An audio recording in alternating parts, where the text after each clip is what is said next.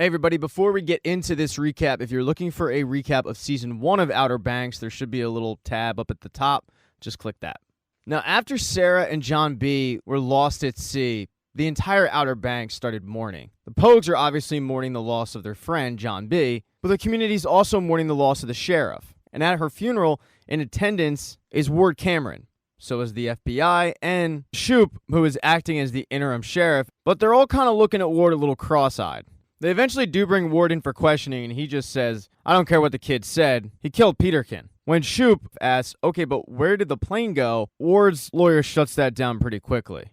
So it looks like Ward's could escape by, but the Pogues don't forget. Keisha and Pope actually go over to Ward's house, and Keisha spray paints murderer on the wall outside. She then yells in the direction of the house, I know what you did. So the Camerons are fully aware of who just spray painted on their property. But all the Pogues are dealing with this in different ways. Pope's having a hard time because his friend's dead and he lost a scholarship. And even though he's finally hooking up with the girl he's always had a crush on, it's not really helping matters. Keisha, on the other hand, is dealing with it just by smoking weed. And JJ's trying to deal with it as best he can, but he's working at a country club with a lot of kooks around him that are convinced that John B. killed the sheriff. And at one point, he's serving Topper, Kelsey, and another girl, and they're talking about how John B. killed the sheriff, and Topper's actually defending John B. But the rest of the table keeps going in on John B., and finally JJ gets sick of it, throws water in him, gets fired, and checks out. The Pogues, though, aren't the only ones that are having a tough time with it. So are the Camerons. Ward is worried he's going to get caught, and the fact that he has Pogue spray painting murderer on the side of his house does not help things. He meets with the sheriff and basically tells him, you got to arrest these kids, and then threatens the sheriff's interim tag. The sheriff, though, says, I'm doing what I can.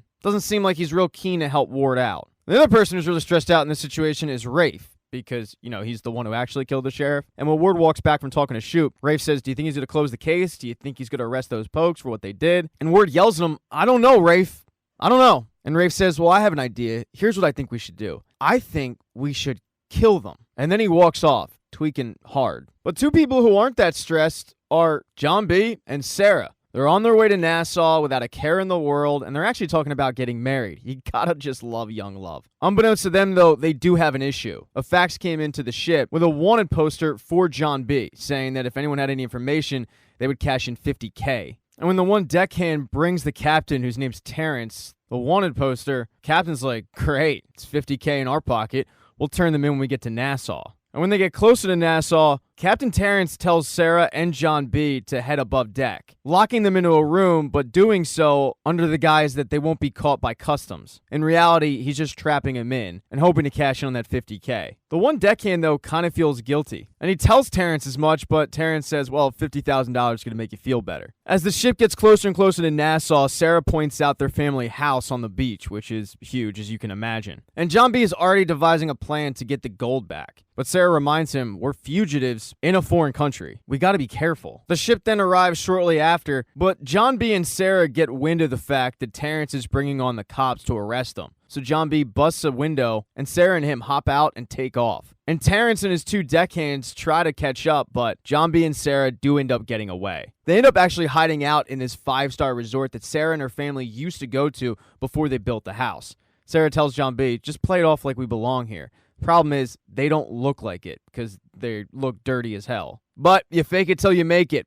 And when they get stopped by one of the workers at the hotel wondering what the hell they're doing there, Sarah grabs a drink and tells the guy, we don't need any help. When the guy's kind of surprised to hear that they have a reservation, she throws a bunch of hotel jargon at him that makes a lot of sense to him, no sense to me, but it ends up working because the couple gets away. As they make their way up to the roof of the hotel, though, John B. ends up stealing a maid's cell phone. Up until this point, they have nothing. When they get to the top of the hotel, she once again points out the house. And John B. points out, I bet that's where the gold is. And Sarah turns to him and says, promise me you won't do anything stupid. Because I know you want to go over there, but there's a gate, there's security, there's patrols. It's not good for you. And John B. cuts her off and says, I get it, but think about this. If I can get some money, I can get a lawyer, I can clear my name, we can go home. And the reality is the gold is only going to be there for a few days and then it's gone forever. The world thinks we're dead, so we just go, hop over the gate, steal some gold. But Sarah says no, it's way too dangerous. So promise me you're not going to go over there. And John B. reluctantly says, I promise. They then go over and chill on some beach chairs that they snuck up to the top of the roof, and that's when John B. pulls out the cell phone, because he wants to tell 3 particular people that he isn't dead, and those are the Pogues. He sends them a message from Nassau, and as they're sitting in class, they all get it, and they are shocked to open up their phones and see a picture of John B. and Sarah. At first, they think, no, this can't be. But they run out of class and text the number back, and sure enough, he basically proves that it's him by saying things that only he would know. And the Pogues celebrate the fact that their best friend isn't dead. He's alive. The Pogues, though, don't want to let John B. and Sarah just sit in the Bahamas. Kira says, they're going to get nabbed sooner or later, so we got to clear his name. And JJ has a terrible idea. It's kidnapping Rafe and making him admit what he did at gunpoint. Pope, on the other hand, has a slightly better idea, and it's to spy on the pilot that Ward Cameron used. So the group agree to head on over to the pilot's place the next day. But down in the Bahamas that night, John B's having trouble sleeping. He has this dream where Ward Cameron is literally choking him, screaming about taking his gold. And he wakes up in kind of a panic. He turns to his left and Sarah's sleeping. And John B just can't help himself. So he walks out of the resort and walks over to the Cameron's vacation house. He's able to get in, and he even finds a safe, but he's unable to get into it. And while John is trying to crack the code, Sarah ends up waking up. And when she sees that John is missing, she gets pissed off, but she has a pretty good idea of where he is. So she also leaves the resort. The problem is, Captain Terrence didn't just give up on finding his $50,000 lottery ticket. He put the word out to basically everybody on the island to keep a lookout for these kids. And one of the workers at the resort ends up seeing both of them leave, and he calls Terrence up. So as Sarah is making her way over to the vacation house, she ends up getting kidnapped by Terrence and his guys. When John B. arrives back at the resort the next day, Terrence's third deckhand, a woman named Cleo, tells John B. as he's walking back in the resort, Sarah's gone. She was taken by the captain. He's been looking all over the island for you, too. She ends up forcing John B. into her car at knife point. They then arrive at the house where Terrence is holding Sarah, and everybody from the boat is there. But while they're thrilled to see John B., Sarah is not. She's pissed off at him for lying to her. Sarah, though, begs Terrence to let them go because John B. didn't do anything. But Terrence says, well, maybe he did, maybe he didn't, but I've got 50,000 reasons not to let him go. And John B. says, what if I have more? And he pulls out the gold nugget. Sarah tells Terrence that that nugget is worth $143,000. And Terrence looks at it and tests it and sees that it's real, but then he says, I want my bounty too, though. And as Terrence's one deckhand grabs John B., he screams, that's just one, there's more. There's hundreds of millions of dollars worth of gold in her family's vacation house, and she has all the access codes. And that house is completely empty. Sarah confirms the gold is there and she can get them to it. And that offer is too good for Terrence to pass up. The problem is, it's daylight out, and the group wants to wait till nightfall to get in the house. So they sit it out and wait for the sun to set. Back on the cut, though, the Pogues put their plan in motion. Pope ends up breaking into the pilot's car and leaving his phone in it, which is connected to his AirPods. They then wait outside and have Key call the pilot and tell the pilot, I know what you did. I know who really killed the sheriff. It puts the fear of God in the pilot, who immediately gets in the car and goes for a drive where he calls up Ward Cameron saying, I need more money. And this is just what the Pogues wanted. They wanted this information. They wanted the dirt that they're hearing. The pilot tells Ward Cameron, I saved the gun. I know you told me to get rid of it, but I also know how you work. So I'm going to need more money because somebody knows something. Somebody knows what we did. And as they start negotiating, the captain pulls his car over. And it's not like Key can just pull on right behind it. That's going to look shady. So they have to keep driving. But the farther they get, the more out of range the AirPods are. And suddenly, Pope can't hear the conversation. They go to make a U-turn, but they get trapped by road work. And Pope gets out of the car and runs to get closer to the car. And he gets there just in enough time to hear where the meeting place is going down. The Pogues then head on over to the meeting location, and Ward starts getting ready to pay this guy off. As he's packing up a duffel bag full of cash, Rose says, what if he doesn't give you the gun? And Ward says, no gun, no money. I'm going to finish this tonight, and then in 2 days, I meet the Swiss in Nassau. As soon as they get the gold, we're set. Rose points out, though, that if things were to go sideways, they could always tell the truth about Rafe, but to Ward, that's not even an option. And then suddenly Ward gets a notification on his phone because the security system in Nassau has been triggered. And that's because Sarah, John B., and Terrence's group have gotten into the house. But when the security camera gets triggered, Ward ends up calling the police and letting them know that somebody is in his house, and it's not him. At this point, though, Sarah's in the Bahamas, and she's trying to figure out what the code could be to get into the safe. It takes her a little bit, but she finally figures out that the passcode is her birthday. When she opens it up, there is all of the gold. And Terrence is thrilled. He starts packing it up, but that's when they see the police sirens in the background, and they know they're in deep trouble. They go to get out of there, but Terrence ends up locking Sarah and John B. inside, figuring that they could slow up the police enough for Terrence and his people to get away. And as the police barge in the house, Sarah and John B. are hiding, trying to figure out what to do. And Sarah says, well, we do have a boat in the back. I just need to go get it. So John B. takes off, trying to cause a distraction for the police and give Sarah enough time to grab the keys and set up the boat for them to get out of there. And John B. does do a great job of distracting the police. Sarah gets to the beach with ease, finds the keys, But she also finds Terrence waiting for her there, and Terrence ends up stealing the keys. Him, Cleo, the deckhand, they get on the Cameron's boat, and they take off. And by the time Sarah gets back up to the house, she arrives in just enough time to see John B. being arrested and taken off. The security in Nassau calls Ward Cameron, who is sitting in his car waiting to meet the pilot. And the security lets him know that they apprehended a suspect in the break-in. They start describing the person, and Ward feels like he knows that description. So he tells the security officer, "Let me see the person." Episode 2 picks up right where Episode 1 left off. Sarah sees what's going on and knows she has to act quickly. So she runs over to the sprinkler system and turns it on. The guards act like they've never been hit by water. And the guard with the phone completely forgets about the fact that Ward Cameron wants to see who it is that broke into his house. She leaves it on in the hopes that the water damages the phone, and luckily for her, it does. Eventually, she pops out from the side of the house and says, "What's going on? I'm here house sitting for the Camerons." The guards, however, start asking questions that she really doesn't have the answers to, so she sprays some of them in the face with something, and her and John B. get the hell out of there. Ward Cameron still has no idea that it was John B. who was in his house. When Sarah and John get to a safe place, she rips into him, saying, "You lost the only money that we had. You almost got us both caught, if not shot. I've lost my brother, my father, my little sister. I can't lose you." She then tells them that she's calling the shots from here on out, and she actually has a plan. It's to go back to Captain Terrence, who has been hitting the bottle hard since they lost out on all that gold. She shows up at the boat and is talking to a very inebriated Captain Terrence, telling him, "I have a proposition for you. You saw the gold. It was there, just like we said it was. But it's not going to be there for long. My father has to come down here and move it. We need to steal it before he flies it out of here." He's kind of hesitant at first, but Sarah says, "Come on, you have a boat that can get us out of here. You know people all over the island, and I can find out exactly when that gold will be on the move. And I'll give you $2 million.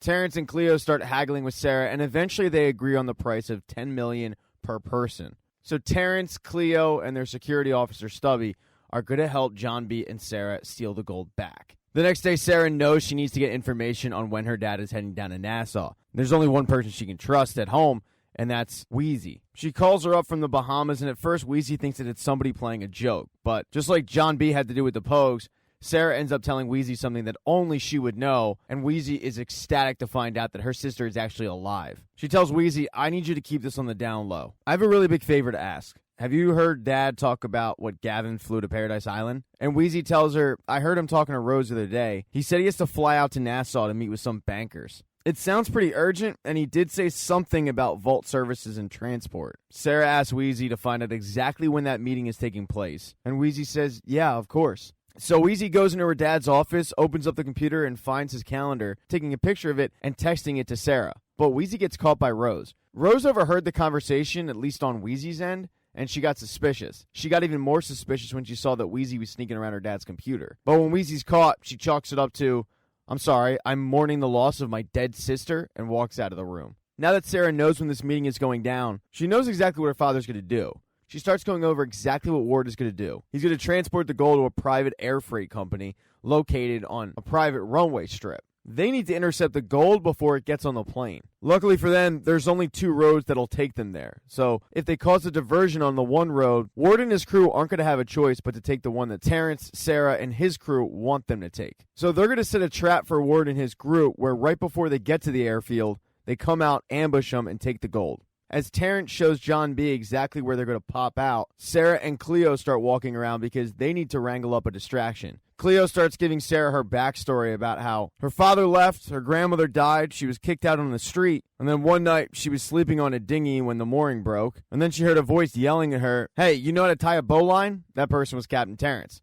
After that, she's been with Terrence ever since. She then says that Stubby isn't the brightest guy in the room, but you don't have to watch your back with him. Terrence, on the other hand, is like a wrecking ball. He'll smash anything that's in his way. You always have to stay 2 steps ahead of him, and you really can't ever trust him. She then walks over to a group of kids, though, because they are going to be her distraction. Now that Sarah and her team have a plan, they just have to wait for Ward to arrive. And over with Ward, when he got that phone call, he was waiting to meet up with Gavin to do the exchange. When he couldn't see the FaceTime, he hung up and he went to go do that exchange, unknowingly being watched by the Pogues. The meeting is going down in a construction site, and it is pouring rain. To make sure that they have proof, Pope has brought a camera so he can video record the entire exchange, at least from a distance. They see both men run into the abandoned building, and they can see Ward hand Gavin something in a duffel bag, but they can't see what it is, and they can't hear them talking. But in the duffel bag is not what Gavin wanted. It's not nearly as much money as Gavin wanted, and that pisses Gavin off, which is something that the Pogues can see. Because it's not the agreed upon amount, Gavin doesn't want to give Ward the gun. The two men start fighting in the house for the gun. All of this being recorded by Pope. And while they don't know what the two men are fighting over, they can see that Ward is clearly kicking the shit out of Gavin. Ward ends up grabbing the gun from Gavin, and the Pogues can see it and figure that it must be the murder weapon. But in the building, Ward is telling Gavin, I have the gun, you've got your money, just go home and shut up. So as Ward is trying to leave the building, Ward then tries to leave the building, but Gavin gets up and says, Rafe killed a cop, and I'm not going to jail for you and your psychopath son. And that's when Ward turns around and shoots Gavin. And the Pogues cannot believe that they just got a murder on camera. Ward ended up dropping the gun, though, and because there was so much rain, it ended up getting lost in the sewer. The Pogues continue to videotape Ward trying to locate the gun, but then out of nowhere, Key just starts screaming, what is wrong with you? You're a murderer. Ward faintly hears this and turns his attention from the sewer to wherever the sound is coming from. It forces the Pogues to get down from the roof where they were videotaping.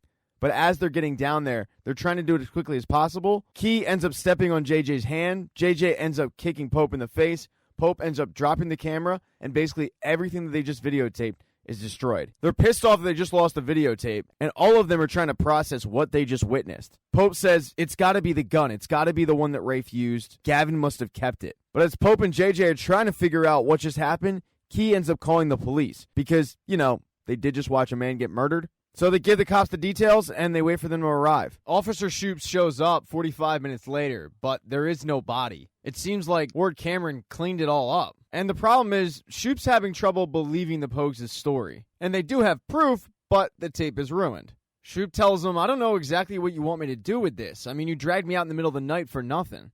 Pope starts telling Shoop the entire layout of their theory about how Ward must be paying off Gavin for hush money. He was on the tarmac that day, and so on. Shoop then just starts walking back to his car. As the cops leave, Pope tells JJ and Key, we're not done. We can still go get the gun. They agree to reconvene the next day to try to get the murder weapon. But even though Shoop thinks there's no way Ward Cameron could have cleaned up a dead body in 45 minutes, he did in fact clean up a dead body in 45 minutes. He puts Gavin's body in his truck, and in the middle of the night, he wakes up Rafe and tells him, I need your help. He brings him outside and shows Rafe what's in the back of his truck, and immediately Rafe starts freaking out. You'd actually think for a second that Rafe didn't murder somebody already. Rafe starts screaming, whose body is that? And Ward has to put his hand over his mouth and tell him, shut up. When he finally gets Rafe's undivided attention, he tells Rafe why he had to kill Gavin. And when Rafe hears that Gavin was planning on turning him in, all of a sudden he's completely cool with the dead body in the back of his dad's truck. In the wee hours of the morning, Ward and Rafe drag Gavin's body to their boat and get rid of it. After getting rid of the body, Ward needs to figure out how he's going to get the gun back. Ward tells Rafe that it washed down the storm drain, and they need to find it and get it back ASAP. So Rafe tells his dad, don't worry, I'll take care of it. Rafe is going to need some help, though, and he heads to Barry's. The first thing he tells Barry is, you no longer have this blackmail over my head. The police already questioned me, and there's nothing that you can tell them that they already haven't heard. But I need some help, so do you want to make some money? Barry and Rafe head over to the storm drain that Ward said the gun fell down. But the Pogues are also searching for this gun. And when Barry and Rafe show up, Key is crawling through the outlet to try to get to the storm basin to see if that's where the gun is. Of course, Barry and Rafe have no idea about this. Barry explains to Rafe that it's either in the storm drain, which you don't want to be in because it's just some nasty stuff, or it's in the outlet. The easiest thing to do is just flush it out, open the waterway up, and then go find the gun in the outlet. But when they go to turn the water on, all of a sudden they start hearing screaming. Because as Key was looking for the gun, she lifted up something dead in there, and she started freaking out. So Barry and Rafe faintly can hear somebody down in the sewer drains talking about a gun, and Rafe knows exactly who's down there, so he turns to Barry and says, flush him out.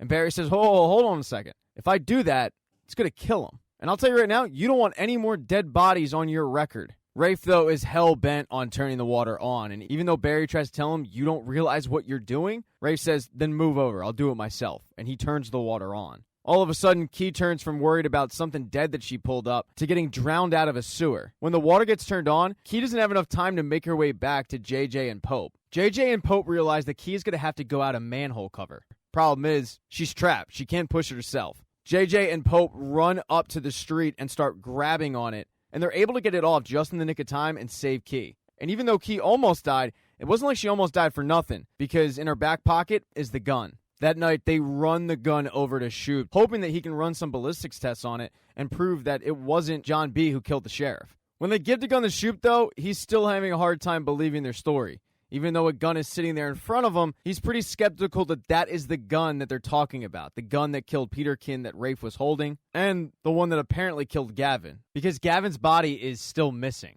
The Pogues start getting pretty animated and start insulting Shoop to the point where he just kicks them out. Right before Pope leaves, he turns to Shoop and says, "We brought you the murder weapon. There's no logical reason for you not to send it in." But Shoop just tells him, "Go with your friends." When the Pogues do leave, though, Shoop runs the gun's serial number, and he's pretty surprised to find out that it is indeed registered to Ward Cameron. He tucks the gun away because he's got to figure out what he's going to do with it next. After they left Shoop's office, though, JJ went home, but Key went to go shower because she smells like straight sewage. And after she does, she's sitting there with Pope, and Pope is trying to be a little bit affectionate, but their relationship's been weird since she kissed him. And when he puts his arm around her, she pushes him away and says, "Stop." He looks at her and says, "Well, I kind of just thought after the other night." And she tells him, "Yeah, the other night was the other night, but I was high." She realizes how she sounds, so she tells him, "Look, I'm just really stressed out. I've got sewage in my lungs. Let's just see what happens, okay?" That same night, not too far away, Rafe has to go to Ward and tell him that he looked all over the place, but he couldn't find the gun. But if the Pogues have it, they can just say that they stole the gun. Ward then tells Rafe that the next day he needs to head to Nassau, and he wants Rafe to come with him. He tells Rafe that he feels like he just needs somebody that has his back, and Rafe assures him, "I've got your back." So the next morning, Ward and Rafe get ready to head to the Bahamas, but before Ward leaves, Rose tells him, "I'm pretty sure Wheezy's on to something." Ward, though, brushes it off, tells her it doesn't matter, gets in the car, and leaves. When he gets to the Bahamas, he shows Rafe why they showed up. Rafe can't believe that they have all of that gold. When you find out that you just got $250 million, you forget about the fact that you killed a sheriff and you no longer have a sister. Rafe starts acting like it's buy one, get one polo day at the Lacoste store. I mean, he's freaking out. He then tells Rafe that that day on the tarmac, that's what was on the cargo plane. And that without Rafe, they have no gold. They then pack up the gold and get ready to drive it to the airport. But at the same time, Sarah and her crew are getting ready to steal it. Stubby's the lookout. He's phoning Sarah and John B. to let them know exactly what Ward's packing. And he's basically got a small militia with him. Cleo and Terrence are posing as a roadwork crew who are going to tell them that the road they're on is closed. But they need to get Ward to lose his security detail. And the way they do that is having a bunch of kids flood the streets, distracting the drivers and putting spike strips out. Ward and Rafe get so freaked out that something's up that they just bolt, telling the militia, "Meet us at the tarmac." When Ward and Rafe reach Cleo and Terrence pulls a gun on Ward, and Cleo puts a knife to Rafe's throat. They make them get out of the vehicle, get on the ground, and then Terrence yells for John B. and Sarah to get in the car. But Ward was able to sneak a peek on who is stealing his gold, and he notices that it's Sarah. He starts to get up, and the whole time they're warning him to get down on the ground. But he's not really listening. He can't believe that his daughter's alive. Rafe can't believe that his dead sister is about to steal their gold. Cleo abandons Rafe to try to control Ward along with Terrence, and that's when Rafe pulls a gun out. He points it at John B., who has a gun pointed at Ward. But right before Rafe fires it, Cleo is able to knock his arm away, grabbing the gun from him. A shot did go off, though. Terrence then pistol whips Ward and instructs both John B. and Sarah to get the hell out of there. John B. has to hurry, though, because at this point, Rafe's security detail is caught up. Even though the gold in the back of the truck is really weighing them down, they're able to lose the tail by making a sharp right and turning into a field where their truck is completely covered. John B. is pumped. He's got the gold, he lost the tail, but that's when Sarah realizes that she's got blood on her because she's been shot. Episode 3 picks up right where Episode 2 left off, with John B. freaking out, realizing that Sarah has indeed been shot. He calls up Terrence, and Terrence ends up coming to find them. "You got to get her to a doctor. Don't go to a hospital. You get caught." And then he gives him an address of a guy that he knows who's a doctor. As he's shuffling John B. and Sarah into the car, Terrence says, "You got 8 hours, and then we got to leave." John B. and Sarah haul ass to this place. And the place looks pretty sketchy, and the doctor is pretty sketchy, but he buzzes them in, and he tells John B., "Put her on the table." The doctor hooks up an IV for Sarah and tells John that she's bleeding a little on the outside, but a lot on the inside. He can go in, but she's going to lose a lot of blood, which means she could die. He doesn't want to be held liable for that. He also wants $4,000 to do the procedure. The only money that John B. has is the gold nugget, so he hands it over. And the doctor is definitely surprised, but he accepts the $140,000 tip, and he goes to work. He's able to remove the bullet and stitch Sarah up. Now it's just a matter of time of seeing if she actually recovers or not. While John B. is waiting for Sarah at a makeshift doctor's office, Ward and Rafe headed to the police to file a report after their gold was stolen. And Ward still can't believe that he saw Sarah. But then he yells at Rafe for pointing a gun and shooting it in her direction, saying, "You could have hit her." And that's when Rafe says, "I did hit her. I didn't mean to shoot her, but I don't care that I did." Ward looks at him shocked and says, "That is your sister." And Rafe just starts mumbling how she stole from them, how she had her boyfriend point a gun at them, and how Ward needs to take the blinders off. This little family spat gets interrupted when the police come over and show Ward a picture that was taken by a tourist of two teenagers, one with a gunshot, going into a building. And Ward is able to confirm that that is indeed his daughter. The police have security cameras, they have license plates, they have addresses. They tell Ward, "We should be able to find them and your gold." But at that makeshift hospital, things start going south quick. All of a sudden, Sarah's vitals don't look so good. The doctor comes in and tells John B., "We can't give her any more fluid, it'll kill her." The doctor frantically starts looking for a BVM, and as the doctor is looking all over his office for it, Sarah completely flatlines. The doctor runs in with the BVM and tells John, "Start pushing on the sternum until I tell you to stop." And both of them start trying to bring Sarah back to life. But John B. continues to push, the doctor continues to pump the BVM, and eventually the doctor just gives up. He tells John B., "She's lost too much blood, kid. I'm going to leave you with her for a little bit." And John B. can't believe the doctor's walking away. But John B. isn't willing to give up. He continues to try to use CPR to bring her back, but nothing's working. Nothing but the power of love. Because when John B. tells Sarah that he loves her, all of a sudden her finger starts moving. That's right. It was those 3 words, those 8 letters, that brought Sarah Cameron back from the dead. When John B. yells for the doctor to come take a look at her again, the doctor's attitude is kind of like, "Oh, cool. She's not dead." And he walks back out of the room with John B. just waiting for Sarah to wake up. She does end up waking up, actually a little bit earlier than they expected. And they've got an hour to spare before Terrence's 8-hour timeline, so they need to get a move on. John B. just wants to make sure that she rests, but she says, "No, we gotta go." But when they try to go out the way they came, they notice that the police are asking around, and they figure that they're asking around about them.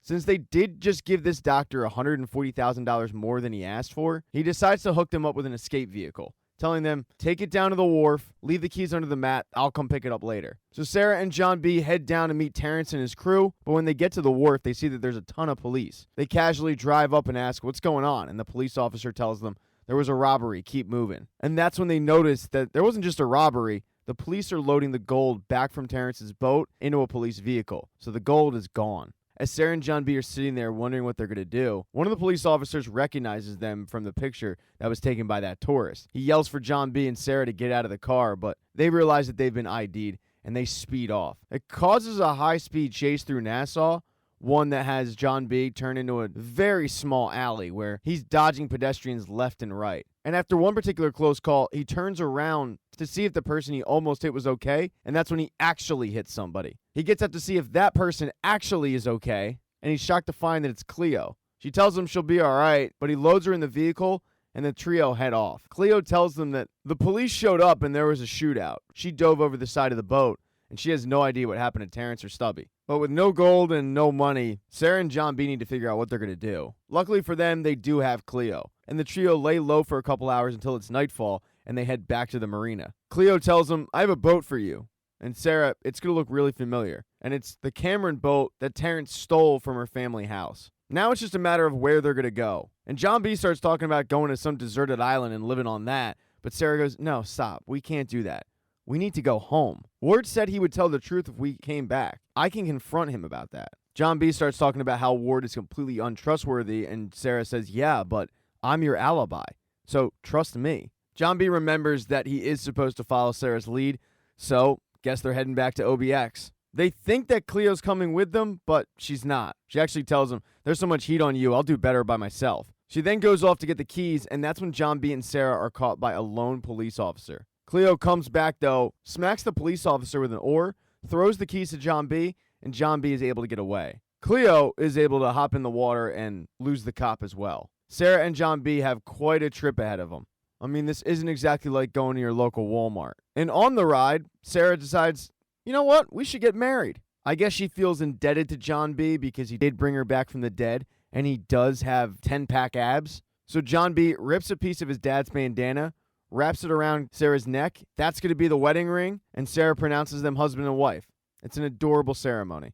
I was lucky to be a part of it. But as Sarah and John were fleeing the marina, Ward Cameron was called to the marina because they found his gold and they're returning it. He's pumped about it. They're going to leave the next day and they should be in the clear. But Rafe is not doing so hot. He tells his dad, "I'm not okay." But Ward keeps repeating, "No, you're fine." And Rafe starts shaking his head saying that he just has these thoughts. And he's worried that he's not going to be able to control these thoughts. The pressure of everything he's done is coming down on him. And Ward is trying to get Rafe to get a grip on things without tipping off the cops to anything going on. The cops, though, do look in his direction, and Ward has to go over and say, "Hey, he's been through a lot. He was there when the gold was stolen. It's all good." It's pretty clear, though, that Rafe is having a mental breakdown. So that's what was going on in Nassau. But over in the Outer Banks, the Pogues are in class when the class is interrupted by somebody looking for Pope. And it's from the Scholarship Foundation that he was going out for. The representative tells Pope that he's sorry that it didn't work out. But there were a few members of the board that were very interested in his story about the Royal Merchant. He hands him a sealed letter and says, "I can't guarantee anything about a scholarship, but if you get in the good graces of family, who knows? They're very powerful. Good luck." When Pope flips the letter over, he notices that it's sealed by the wheat mark, the same wheat mark that was on all of the gold. He runs back into the classroom to show the Pogues, and they're freaking out a little bit, trying to make sense of everything. As soon as class is over, they head to the library to read this thing. And the letter says, "Dear Mr. Hayward, I have evidence that can exonerate John B.'s name. It's of vital importance that you come meet with me at my offices in Charleston, North Carolina. 8 p.m. sharp tonight, please come alone." And Charleston isn't exactly close to the Outer Banks. That's a hike. They would basically have to leave right then and there. Pope then notices the last name on the letter is Limbury, and that name sounds really familiar. When he does a quick Google search, he realizes it's the same last name of the captain on the Royal Merchant. He's just putting two and two together, but he figures that whoever contacted him is a distant relative of the captain. Doesn't really matter, though. All they care about is that this person can help clear John B.'s name, so they have to get to Charleston by 8 p.m. Pope ends up stealing his dad's truck, figuring he's probably got about 8 hours until his dad freaks out. Key, on the other hand, well, her parents don't exactly take it well. They start talking about how she's throwing her future away, how she needs a better life for herself, and then they drop a bombshell on her that they're thinking about sending her to boarding school. And that's when Key flips out. She starts storming out of their place over to Pope's truck, and her mom yells at her, "If you leave and you're not back tonight, then don't bother coming back." But Key's mind's made up. She's a Pogue, and she's leaving with Pope and JJ. On the drive to Charleston, all three of them are trying to make sense of the letter. They can't figure out what this family, the Limburys, would know about the murder, even though, according to Key, they do own about half of Charleston. They also don't know why they're targeting Pope specifically, and also why they want him to come alone. As they're discussing all of this, though, their truck breaks down. This blows up any chance of them making it by 8 p.m., and it guarantees that Pope's dad's going to find out he took his truck. They have to get the truck towed to a mechanic, and as Pope is discussing with the mechanic what he thinks the issue is, JJ can tell that Key's pretty depressed. And that's because it dawned on her that her mom is so worried about her becoming a Pogue that she's willing to send her off to boarding school. She tells JJ she's not going to go. I mean, at this point, she is who she is. And JJ tells her it's not all that bad.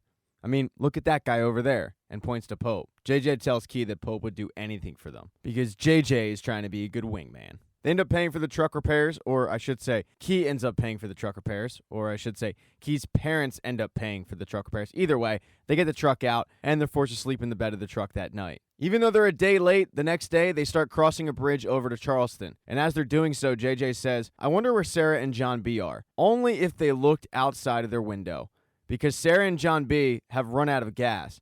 But luckily, they're literally right under that bridge, floating into Charleston. In episode 4, upon returning from Nassau, the first thing that Ward does is tell Rose what happened. The fact that Sarah's alive and the fact that Rafe shot her. And that he has no idea if she's okay or not. Problem that Rose has is the fact that she told the police that Rafe was with her. And if Sarah comes home, she's going to testify that everything that they told the police was a lie. Ward starts screaming, she's not going to do that, but Rose looks at him and says, he just shot her. There's something wrong with him. There's been something wrong with him that you've ignored since he was 10. If she comes back and wants to testify, you're going to have to make a choice, Rafe or Sarah. And if you don't choose, then I'm going to have to.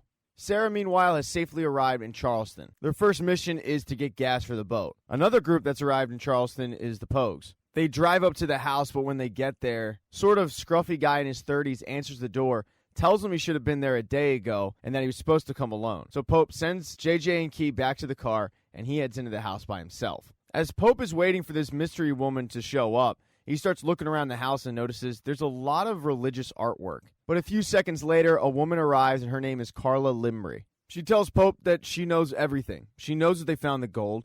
She knows that Ward Cameron double-crossed them and has it now. And she knows that John B. did not kill the sheriff. Turns out that Big John Rutledge wasn't the only one that Ward Cameron double-crossed, because Carla was also in business with Ward, and she was double-crossed by Ward. The two were supposed to be partners in finding the gold together. Pope then asks how she knows that Rafe was the one that killed Peterkin, and she pulls out a recorder and has Gavin on recording saying that it was Rafe Cameron who killed Peterkin. But she's not about to just walk into a police department and give that up for free.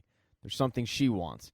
And she tells Pope, I need the key, although Pope has no idea what the hell she's talking about. Carla figures that he's lying, so she tells him, I need Denmark's key, as in Denmark Tanny's key. Once again, though, Pope tells her, I don't know what you're talking about. She then gets up and shows him a bunch of drawings of keys and says, do you recognize this? But Pope once again says, no. She then tells Pope that she wants to show him something outside, and it doesn't seem like Pope really has a choice. The Pogues see him being ushered out back, and it looks like Pope's in distress, so Key and JJ drive around back to try to find him. Pope gets taken to a graveyard right behind the house, and one of the graves there is Denmark Tanny. Carla then tells him the true story of how Denmark died. Denmark freed himself, but he went to go free the rest of his family. He was able to free his sons, but his wife and daughter, he wasn't. And it was because of Carla's family. They wouldn't let them go. His wife ended up drowning. Denmark was hung, but his baby did survive. This story kind of freaks Pope out, so he tries to leave, but Carla corners him and says, do you think I'm stupid? Why else would John B. involve you? Your family has the key. The whole time, Pope is denying this, saying he has no idea what she's talking about. She then asks, did word get to you? Once again, though, Pope is denying that he knows anything. She tells him that the key leads to the cross leads to Santo Domingo. The real treasure lies at the foot of the angel. Those were the last words that Denmark Tanny said. But that also doesn't ring any bells. At this point, Pope has had enough, and he says, yeah, I'm going to go home now. See ya. But he's locked into the property, and Carla sends her goon after him. Pope and this guy get into a fight where Pope is saved because JJ and Key have caught up to him at this point. Pope ends up punching the guy in the face, fleeing, and getting in the car to get the hell out of there. But the guy gets into his car and chases after them. So Pope and the Pogues are on a chase through Charleston. And while trying to lose this guy, they actually almost hit Sarah and John B. And those two are in a chase of their own. It's not in a car, it's on foot. They stole a guy's money to get the gas. The guy caught up to him. So every member of the Pogues is getting chased by somebody. Unfortunately for JJ, Key, and Pope, the truck that they're in ends up breaking down, and they also have to take it on foot. When they were almost hit, though, John B. and Sarah noticed that that was Pope's dad's truck. So they started trying to catch up to the group. In order to do so, John B. and Sarah ended up stealing a bike taxi. And it doesn't take long for them to catch JJ, Key, and Pope running out of an alley. And the reunion is beautiful, but they realize they're going to have to hug it out somewhere else because they have two groups on their ass. So everybody piles into this small little back seat, and they take off back to the boat. Limry's guy has to go back to the house and tell her that he wasn't able to catch Pope. And she figures the fact that Pope ran is proof that he has the key. So she tells him, well, if Pope doesn't want to give us what we want, then we're going to have to go take it. Because she is convinced that this key is in Pope's family. The Pogues, though, are all headed back to OBX. John B. and Sarah catch them up on what happened in Nassau. The Pogues catch them up on the budding romance between Key and Pope. The conversation then turns to why exactly John B. is hell-bent on going back to the Outer Banks. JJ thinks he should continue running, but John says, no, the Outer Banks is my home. I'm done. Plus, if I go back, I get to face Ward again. So, it's settled. They're heading back. A few hours later, the boat arrives at John B.'s place, and both Key and Pope aren't exactly looking forward to heading back home, because they're going to get yelled at quite a bit. So JJ says, well, then we don't have to. No one knows we're here, and you guys aren't going to get in any more trouble if we show up 12 hours later. So let's party it up. JJ is quite convincing with this, so everybody agrees to throw a rager that night at John B.'s place. But in order to throw a rager, you need beer, so they head to the store and they get it. But as JJ and Key walk back to the boat, they get caught by Kels, who then notices that they're walking back to a boat that has John B. and Sarah in it. So he races over to the country club to let Rafe know that his sister and John B are back in town. And Kels shows up just in the nick of time because Rafe is about to get into it with one of the bar patrons. But when Kels tells Rafe that he just saw his sister in town, Rafe knows it's true because he saw her in Nassau. Rafe also knows that he needs to take care of John B because it's only a matter of time before John B goes to the police and starts talking. So he heads over to Barry's place and says, "I need a gun." Barry starts to kind of laugh him off on why he would need a gun, but Rafe is once again tweaking. So Barry says, "Okay, what do you need it for?" So Rafe explains the situation with John B and Sarah being back in town. Barry knows that if it comes down on Rafe, it probably comes back to him too. So he goes in his closet, grabs 2 guns, and says, "All right, let's go get them." They drive on over to John B's place where the Pogues are throwing a banger of a party. John B ends up seeing the memorial they made for him in the tree, and Key and Pope want some alone time, so they drive off in the HMS Pogue to another place on the island, and they, do fun stuff. But shortly after Pope and Key left, Barry and Rafe show up. And Barry and Rafe have no idea what they're walking into, so they start sneaking through the property. But John B heard a door close. So JJ, John B, Sarah, they end up hiding up in the trees. And they see Barry and Rafe show up. Barry running the house, looking all over the place for them, not finding anything, as Rafe stands outside, pacing in a circle holding a gun. When Barry comes out of the house and says, "There's nobody in there," Rafe gets more frustrated because he knows that they were just there. A fire was just put out. He then starts firing the gun into the makeshift memorial. Barry ends up getting him to stop, saying, "Dude, we're going to get caught. Let's get the hell out of here." And even though John B, Sarah, they weren't caught this time, they know they have an issue because they had no idea that anyone knew they were back. But clearly somebody does. So when Key and Pope drive back the next morning, JJ comes running down saying, "Don't tie up. We're getting the hell out of here. Rafe knows we're here, so we have to leave ASAP." They head to a deserted island in the Outer Banks and start talking about what they're going to do. JJ continuing to say that they just should have headed south. And that's when Sarah says, "With me back, my dad's going to have to choose between me and Rafe. And he's not going to choose Rafe. Let me go talk to him." Nobody thinks this is a good idea except Sarah Cameron. But she is convinced that if she goes and talks to Ward, he'll be a man of his word, he'll tell the truth, and he'll set all of this right. So she takes the Pogues boat and she heads back home. And when Ward gets out of his car, he can't believe what's standing in front of him. He's elated, but she's not. She doesn't even let Ward hug her. First thing she does is ask, "Is Rafe here?" But he's not, which is a good thing. Ward then asks her, "Are you okay?" And she says, "Of course I'm not okay. My brother shot me." She then brings up the promise that he made. She then tells him that she's planning on testifying against him because he lied, Rafe lied, and Rose lied. But she won't do it if he holds up his end of the bargain and tells the truth. She asks her dad, just convince Rafe to turn himself in, but Ward isn't going to do that. Ward tells Sarah that John B might not have been the one technically to shoot Peterkin, but he is the reason why she's dead, because he got in the way of everything, that he got Sarah into this mess, that he put her in danger, and Sarah can't believe that her father is trying to pass the buck to John B. Sarah tells him that if he doesn't tell the truth, he's never going to see her again. But he says, "You don't mean that. Fact is, I'm not going to choose between my daughter and my son. But I'll tell you in the end, it'll all be okay. We'll be right back here, and we'll be together. A family." Sarah walks up to him and asks, "What happened to you?" And then she heads back to meet up with her friends. But as she's heading back, Ward ends up calling the sheriff's department and having her tailed. Sarah gets back to the island with the Pogues and tells them that it went about as well as they had expected. They start trying to plan their next move because they obviously can't stay at the Outer Banks. But then all of a sudden, they hear police sirens. They look in the distance, and the FBI has about 4 or 5 boats coming in quick. They take off running, but eventually, they get to a point where they're surrounded. They're surrounded by FBI agents, and they're surrounded by the local sheriff's department. JJ is ready to go out guns a-blazing. He actually pulls out a pistol.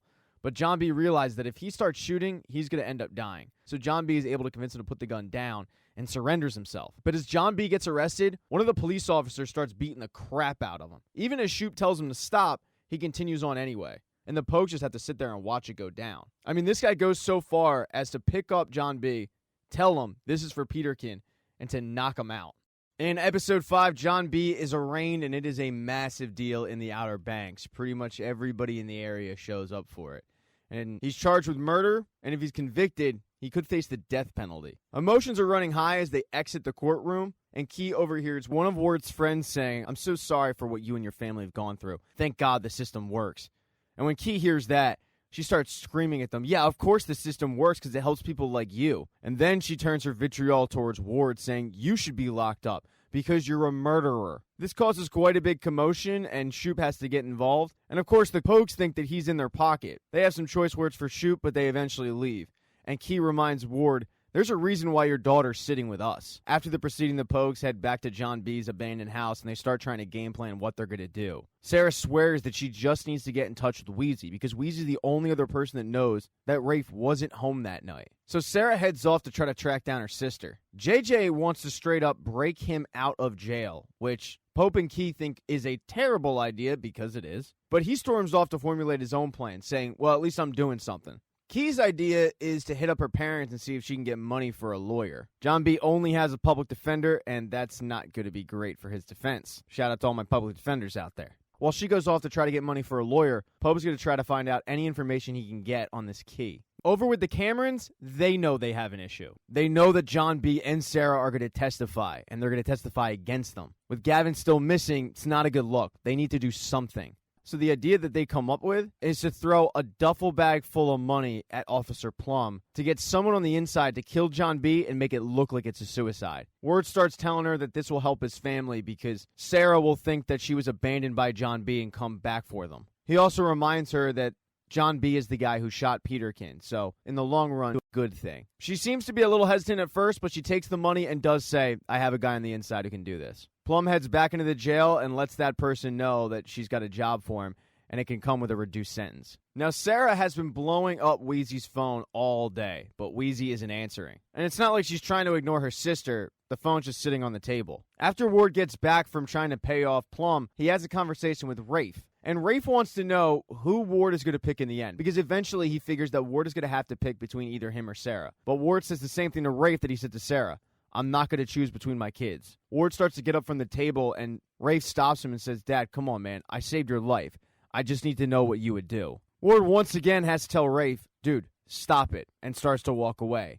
And that's when Rafe gets really mad and throws a chair and says, you can't look at me when I'm trying to have a real conversation with you. And that's when Ward loses his patience and jacks Rafe up and says, how many times did I bail you out before that? You saved me? No, Rafe, you screwed us. After this little argument, Rafe goes on the porch, and he's trying to collect his thoughts. You can tell he's kind of going through an episode a little bit, and that's when he hears Wheezy's phone blowing up. And when he picks it up, he notices that she's getting a lot of text messages from a number that she doesn't have saved, saying we have to meet. And he figures that it's Sarah. So he picks up the phone and texts Sarah back a location and a time, and then he puts the phone in his pocket. Wheezy comes out a short time after that looking for her phone, but Rafe says, no, I don't know where it is. So Rafe is going to sneak up on his sister later that night. While Rafe and Ward were getting into it, Key went back to her house for the first time since she left, looking for a handout. And as you can imagine, the fact that she came home super late and the fact that she's looking for money for a guy charged with murder doesn't go over well with her parents. They get into a pretty ugly fight that ends with her mom throwing Key's clothes onto the ground and saying,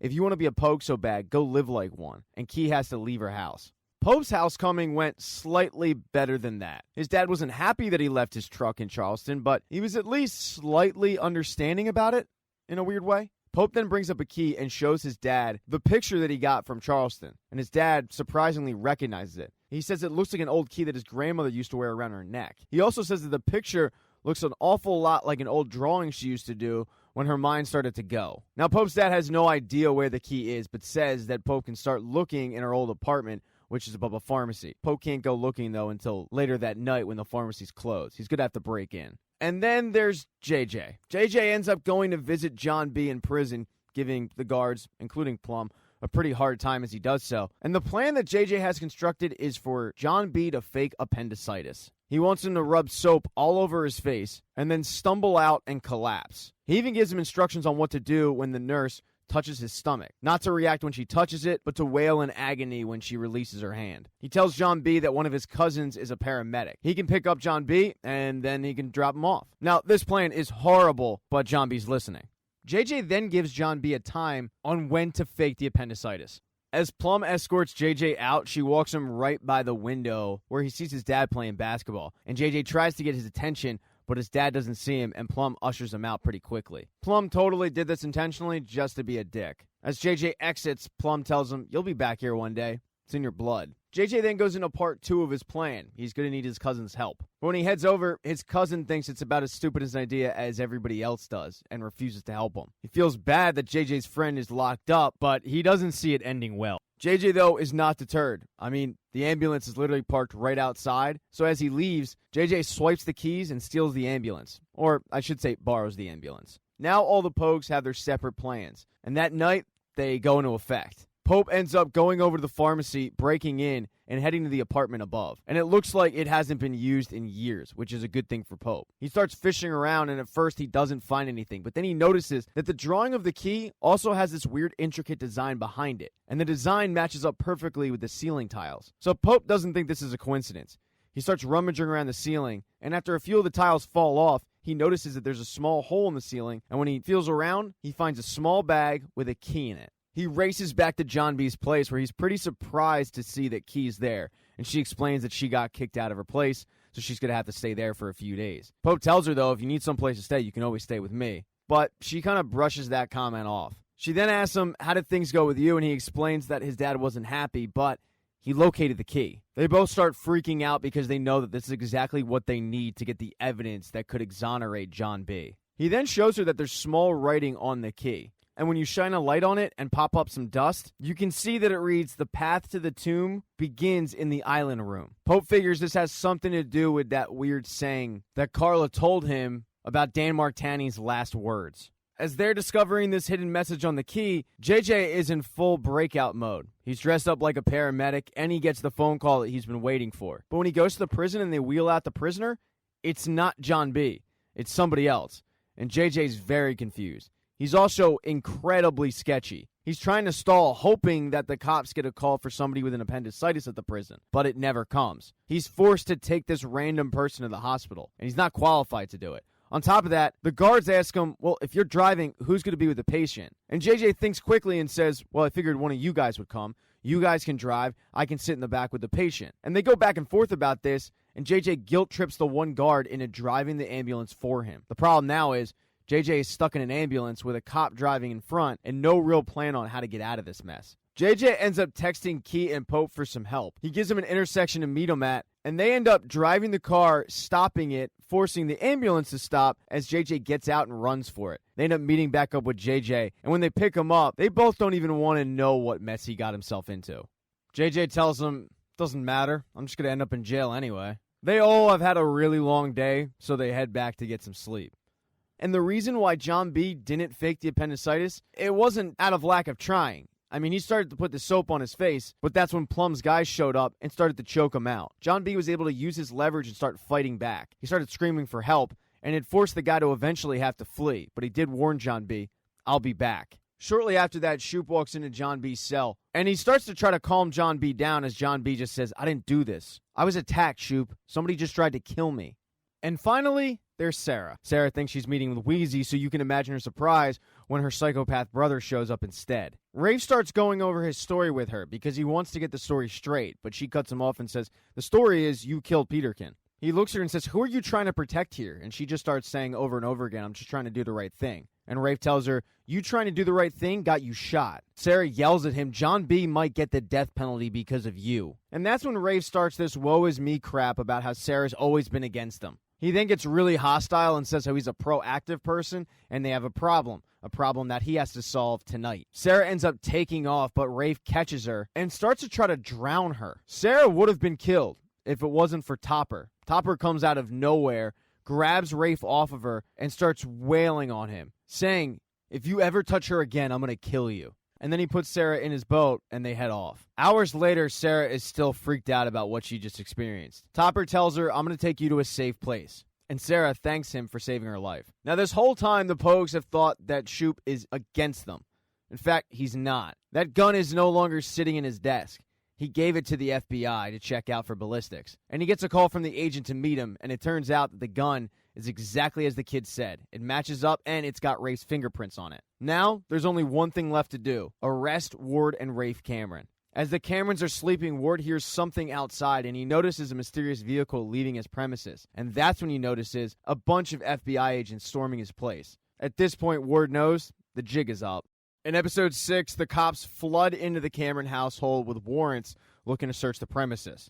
There's really nothing Ward can do. The warrant, though, isn't for Ward Cameron, it's for Rafe, and it's for murder. Ward tells Shoop that Rafe did not do this, but the FBI agent steps in and says, Well, we have proof. So it's going to be a lot easier if you tell us what you know. Ward, though, says, nah, I need to speak to my lawyer.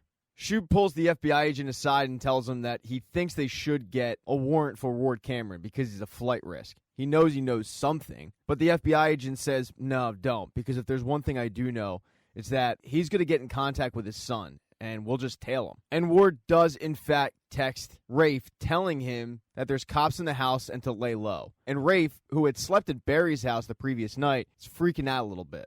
A few hours later, Ward plans his escape. He figured that the FBI would be tailing him, so he hops in the trunk and has Rose drive him to a car wash. When the car goes in the car wash, Ward hops out and is able to lose the FBI tail. He then hitchhikes to Barry's place, where he asks Barry, can we have a moment alone? And Barry gives Ward a lot of attitude, like, yeah, no problem. It's only my house. Hey, take your time. I'll go outside. But when Barry goes outside, he stands right next to the window listening to the whole conversation. And Ward hands Rafe a stack of cash and tells him he wants him to go to Wilmington that night. Ward has an old office there that Rafe can lay low. And then from there, Rafe needs to go to Raleigh, North Carolina, where there's a private airstrip and he can fly out of the country. Rafe then apologizes to Ward, telling him that Ward was right about a lot of the things that he said. Ward tells Rafe, it's fine, don't worry about it, you're going to have time to prove me wrong. And then right before Ward leaves, he tells Rafe, by the way, you asked me if I'd pick you or your sister? Well, I'm picking you. Get to Wilmington. And then he takes off. And Rafe is going to need help to get to Wilmington. So he throws a bunch of money at Barry to find him a boat so that they can get the hell out of there. But now that the cops are searching the Cameron premises, it exonerates John B. So the cops bring him to the warden's office, where the warden tells John B. that the cops are dropping all the charges. John B. isn't really sure what happened, but he's not going to ask too many questions. The warden does let him know before he leaves to be ready to tell the cops everything he knows about Ward and Rafe Cameron. So he figures that the cops finally figured out exactly who killed Peterkin. But as he gets up to go, the cop who beat the shit out of him, he feels pretty bad about what happened. So he gives John B. his van back. And John B. heads straight for the Pogues. They're thrilled to see him back, and they're not sure why either, because the news about Ward Cameron hasn't reached everybody yet. But after the initial shock and hugs, John B. is upset because Sarah isn't there, and he's worried when Key tells him that she didn't come home last night. But as they discuss it further, Topper rolls up with Sarah in his boat, and there's nobody more surprised to see John B. than Sarah. She gives him a giant hug, but he's wondering why she's hanging out with her ex. I mean, you hear about this stuff. You go away to prison, your girl goes off and sleeps with another man. Trust me, I know about that life. Anyway, Sarah fills John B. in on what happened with her and Rafe the previous night. And if it wasn't for Topper, she'd be dead. John B. reluctantly says, I guess I owe you one, Topper. And Topper says, it's all good. I mean, someone had to rescue your girlfriend, right? And John B. wants Sarah to tell Topper that they're married. But she doesn't. She just says, I'm with him. It's really, really awkward, and Topper says, I think I'm just going to go. But once they get alone, they then get into their first fight as a married couple. It's adorable. John B. wants to know why she didn't tell him that she was married. She felt awkward telling Topper after Topper just saved her life. And as John B. and Sarah were having their little lovers quarrel, another relationship was ending before it even began, because Key gives Pope the, I think it's better if we're friends talk. And Pope is heartbroken, but he doesn't have a choice but to put on a good face and say, yeah, I think that's for the best, even though he definitely doesn't want that at all. As the two hug it out as friends, JJ runs up and tells Pope, hey, I just got a call and something happened with your dad. And when the group heads to the marina, they find out that Pope's dad was jumped. But he wasn't just jumped by anyone. He was jumped by Carla's goon, which we find out is actually her half-brother. His name's Renfield. He went looking for the key, and Pope's dad didn't know anything about it, so he took a beating for it. When Pope realizes why his dad got beat up, he hands over the key saying, I'm going to put an end to this. I'm just going to give them the key. But Pope's dad says, no, don't do that. They clearly want it for a reason. So you need to figure out why they want this key so badly. Go talk to your great-grandmother. She might have some information on this. So the group heads on over to pay Pope's great-grandmother a visit. As they're doing so, they're trying to research this Cross of Santo Domingo. And a quick Google search reveals that it was a gift from New Spain to the Spanish king. The gift was thought of at the time to be the most extravagant gift in history, but it was lost off the coast of Bermuda. When they get to the retirement home, though, Pope says, I'm going to do this alone. And he heads in, and the Pogues tell him, all right, we'll pick you up later. And Pope's great-grandmother is definitely senile, but he's able to get out of her a very important detail, that he is a relative of Denmark Tanny. As Pope was having the conversation with his great-grandmother, JJ and John B. were talking about the relationship between John B. and Sarah and Key were complaining about their boy problems. They get the call, though, from Pope to pick him up, and when they find out that he's a relative of Denmark Tanny, they start razzing him a little bit about it. They start trying to figure out, though, what the Key has to do with all of this. They know that there's a link between Pope, the Key, the cross, and Pope figures that what Carla told him about the cross leading to a treasure wasn't something she actually wanted to reveal. It was an accident. So if there truly is a treasure, he feels like they can just split it, like they were planning to do with the original gold. As they're discussing this plan, though, Carla and Renfrey walk up, and Pope once starts swinging at them for beating up his dad, but Carla starts denying everything. Carla tells Pope that they can continue to negotiate, but the fact is she wants the key and she's not going to stop until she gets it. As she's having Renfrey muscle Pope around, John B. pulls out a very similar looking key and tells Carla, I could just throw this in the water and it's going to be lost forever. As John B. is distracting Carla, Pope's a little confused and he looks in his pocket and he's got the original key. So he just lets John B. spin this web of lies to Carla because she's buying all of it. They end up negotiating a trade, this fake key, for the tape that exonerates John B. And when Carla and Renfrey hobble out of there, the group figures they have a couple hours before she realizes it's a fake. But Key, Sarah, Pope, they're trying to figure out what exactly they just gave her. And that's when JJ tells the group that him and John B. came up with this plan to grab an old key from John B.'s house just in case this were to happen. It's probably the first good plan JJ's ever had. After they get the tape, John B. heads on over to Shoop and hands it over, telling him there's proof that Ward and Rafe Cameron killed Peterkin. But to John B.'s surprise, Shoop isn't surprised at all and just says, "Yeah, we know, kid." So while that plan went off without a hitch, Rafe has constructed a plan to get to Charleston with Barry's help. Barry has found him a boat and they start going through the swamp a little bit. And as they're doing so, Barry tells him, "Rafe, I don't particularly dislike you, but I'll never forget how your dad punked me." And then he jumps in the water because Barry has tipped off the police on Rafe trying to flee. At first, Rafe is prepared for a shootout, but he realizes he's going to end up getting shot if that happens, so he tries to make a run for it, where he ends up getting arrested. When Ward and Rose find out that Rafe was arrested, Rose is freaking out a little bit because she knows it's only a matter of time before they come after Ward. She tells Ward that the Druthers is right out front and they can be in international waters in a few hours. Ward tells Rose it's going to be okay, but she says, "Yeah, it's going to be okay because we're going to get the hell out of here. We're going to save ourselves. You got to start thinking of Wheezy right now." And Ward stands up and says, "I'm telling you, it'll be okay. You just got to trust me." But Rose is right. They're coming for Ward. They filed a petition to get a search warrant, but they need a judge's signature, and that judge just so happens to be Topper's grandfather. And when Topper sees the police show up with the warrant, he ends up calling Sarah to tip her off. Topper ended up giving her a cell phone that only he has the number of. So when Sarah gets this phone call, she's not so much worried about her father, she's more worried about Wheezy. The group race over to the Cameron household, and Sarah begs John B. to go faster, and he says, "Do you think I want to miss this?" And Sarah shoots him a look, because the Pogues haven't really been empathetic towards Sarah's situation. They've been reveling in the fact that Ward Cameron's being taken down.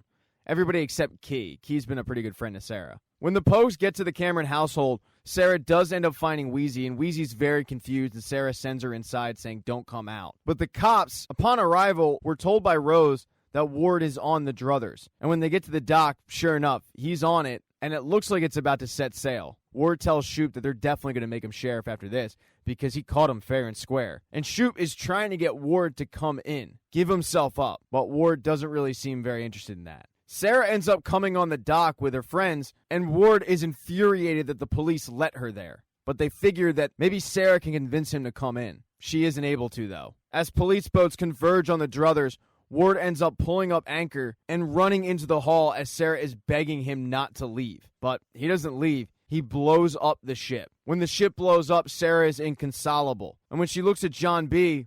really isn't there for her. Topper is. John B. is taking it in that the guy who killed his father and tried to kill him a couple nights ago just committed suicide. But when he looks down at his girlfriend, who is crying her eyes out, he realizes he might have messed up because her ex-boyfriend is trying to calm her down.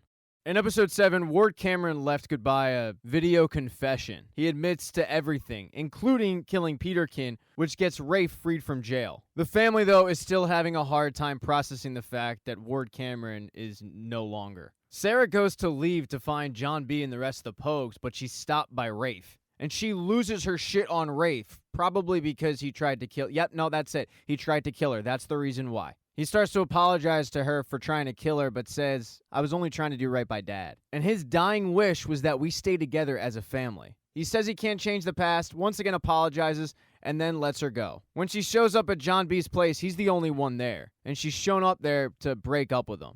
She can't get over the fact that when she needed him most, it seemed like he was enjoying the fact that her father just committed suicide. She figured that of all people, John B would understand the loss of a dad. This has made things just way too complicated for her, so she's got to take a step back. She takes off the bandana, necklace, wedding ring, gives it back to him, and says, sometimes things just aren't meant to be. She doesn't want to go back home that night, so she heads back to Topper's. And Topper does make her feel better.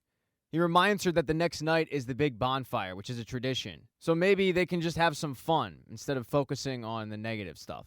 The next day, though, is this thing called school. It's where the youth of America go to learn. And even though John B looks like he's 35 years old, in the show he's a teenager, so he has to go. It's the first time he's been back in school in a while. But while he gets ready for a test that he didn't even know was coming, another girl in the class, who only looks about 24, hands him a note telling him that she wants to meet up with him that night at the bonfire. After class, they're heading to the next one when they're stopped by a teacher who wants to show him something. He volunteers at the Maritime Museum, and there was something that came up recently that he thought would pique their interest. It's a journal that they found. Now, there's no name attached to the journal, but it's Denmark Tanny's journal. They know this because comparing signatures, it's the same thing. Pope thanks the teacher, and the teacher tells him it's important to know your own history. So somehow, this guy knows Pope is related to Denmark Tanny. Apparently, Pope was the only one who didn't know. They make photocopies of the journal, and after school, Pope starts reading it to the group. The Royal Merchant came upon another ship that was on fire. They started to help out the crew, but first they wanted the crew's cargo, which included the cross of Santo Domingo. Once they got the gold and the cross on board, they left the Spanish soldiers to die. Now they figured that the cross has to be hidden somewhere else because it was simply too big. But they can't figure out the connection between the key, the island room, the cross, all of it. I mean, they don't even know what the island room is. And that's when JJ comes up with the idea that they're thinking too hard. And what they need to do is go, blow off some steam, aka drink their faces off at the bonfire, and then maybe a discovery will just pop into their head. It takes some convincing, but Pope eventually gets on board with this plan.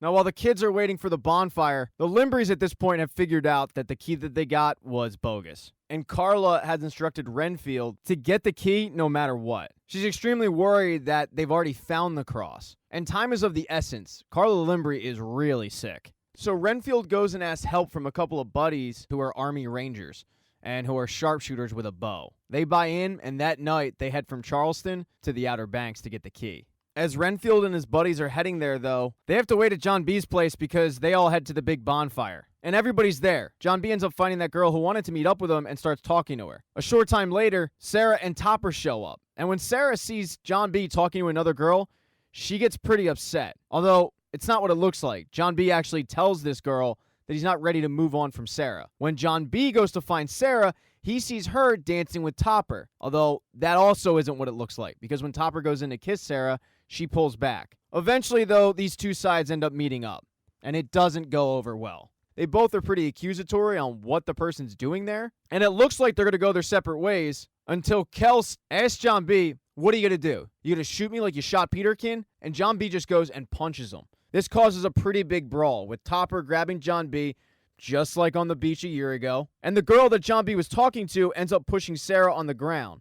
Sarah, though, is defended by Key. Eventually, everybody just gets out of there, with the Pogues heading back to John B's place. John B is a little surprised that Key defended Sarah, but Key says, yeah, of course. I mean, she's not a real kook. As John B goes to get another beer, though, he hears something, and that is when Renfield comes out of the bushes with his hands up. He lets the group know that he hasn't come alone, and that there are Army Rangers sitting in the bushes who, on his command, will fire at will. And to prove this, he has one of them shoot an arrow into a tree. This puts the fear of God into them, and it's made Renfield pretty untouchable. So while Pope really doesn't want to give up the key, doesn't seem like he has a choice, and he hands it over.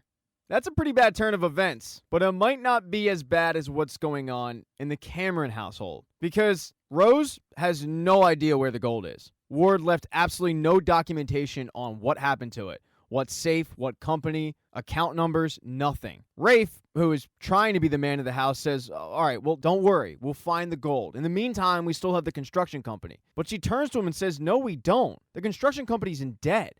Why do you think your dad was doing what he was doing? We have 1 month to come up with $1.7 million.